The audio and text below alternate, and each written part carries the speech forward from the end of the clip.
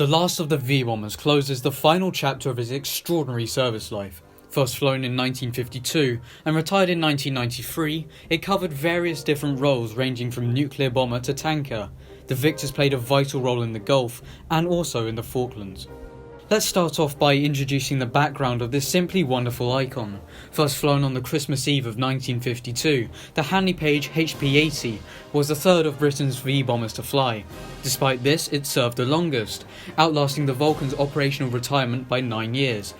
There are two segments to the Victor's life in the RAF. First, the role it played initially as a nuclear bomber, the secondly as a refuelling platform. As a nuclear bomber, it played the role quite nicely, being capable of carrying tallboy, nuclear ordnance, along with an assortment of other ordnance options. However, following 1968, the Victor was withdrawn from nuclear service. This was short due to the structural fatigue being discovered in the airframes, as well as the introduction of nuclear-capable ballistic missiles.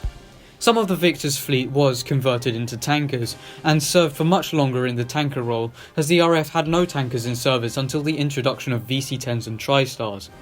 These Victor tankers served in the Falklands, assisting the Vulcan with Black Buck raids.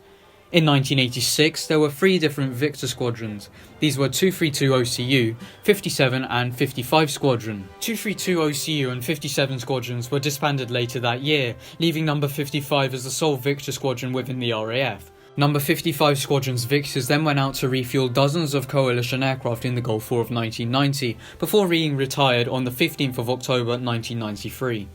Now let's talk about the Gulf. With the outbreak of war on the 2nd of August 1991, Operation Granby kicked off. The RAF's tankers deployed in the theatre were the VC-10 and TriStars. However, it was felt that the Victors were needed to maximise the size of the refuelling fleet, and therefore 4 Victors were sent out on the 14th of December 1990, with a further 4 being sent out on the 19th of January 1991. These Victors were based at AmmoRacks in Bahrain. They refueled aircraft of several branches of the coalition. However, the most common visitors of this petrol station in the sky were either the RAF with their Tornadoes, Jaguars and Buccaneers, or the USMC with their F-18s. The Victors mainly flew along the Olive Trail tanker route down the southern side of Iraq. There are only a couple of incidents, most notably where a Victor accidentally ran out of taxiway on Offutt Air Force Base. Missions were marked with a petrol can cap on the left cheek of the nose, accompanied by some very colourful nose art.